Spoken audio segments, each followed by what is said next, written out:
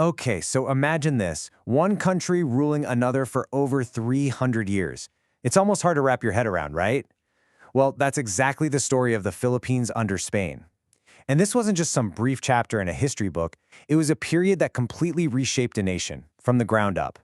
So today, we're going to dive into that really complex and fascinating legacy. And that really brings us to the big question, doesn't it? How can 300 years of something like that change a country? Forever?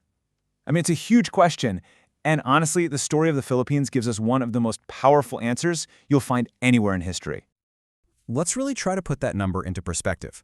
We're talking about 300 plus years. That's longer than the entire history of the United States. It's like 10, maybe even more, generations of families all living under a single colonial power. That is just an immense amount of time. It's long enough for one culture to really dig in and lay down deep roots in another. And that creates the perfect ground for new ideas, new conflicts, and yeah, ultimately a completely new identity.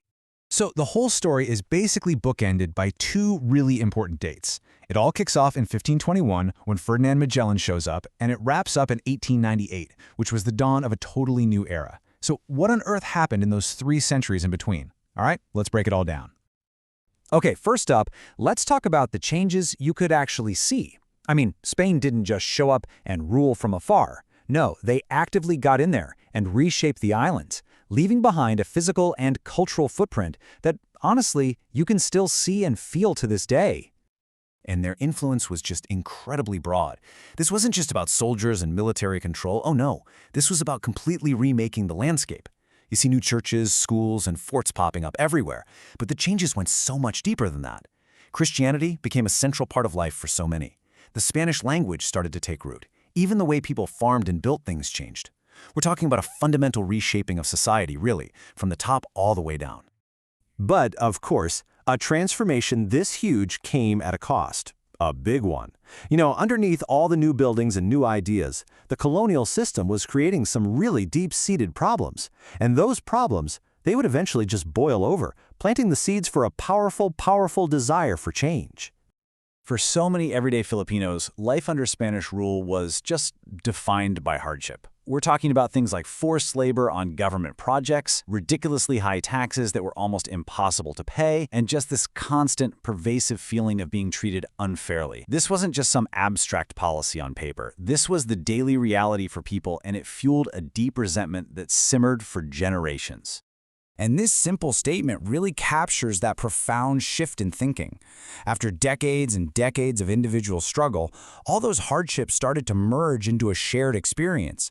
Suddenly, unhappiness wasn't just a personal problem anymore. It was a collective one. And right out of that shared unhappiness, this powerful, unifying desire for freedom began to grow. Now, all this growing discontent needed a focus. It needed leaders, people who could take that powerful desire for freedom and actually channel it into a real movement. And that, right there, brings us to 3 of the most important figures in the entire history of the Philippines. You see, a revolution needs all different kinds of leaders, and these 3 are perfect examples. First up, you've got Jose Rizal, who we can call the thinker. His novels, like the famous Nali Me Tangere, were incredible because they exposed the injustices of Spanish rule and basically woke up a national consciousness.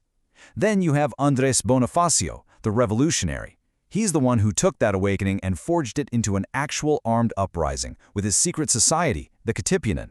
And finally, there's Emilio Aguinaldo, the president, who led the fight on the battlefield itself and would go on to become the very first president of the new republic.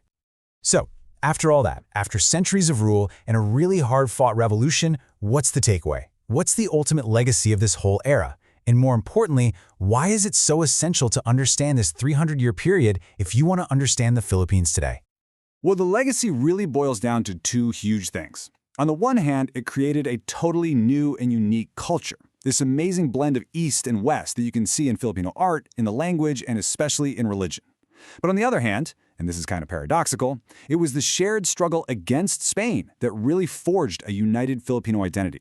The fight for freedom was what brought people from all these different islands together for the very first time, with one common goal, to become one nation.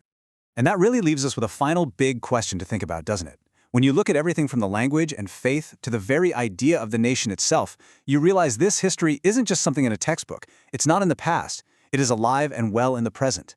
It just goes to show how a long, complicated history, with all its good, its bad, all its changes and struggles, continues to shape and define a nation's identity every single day.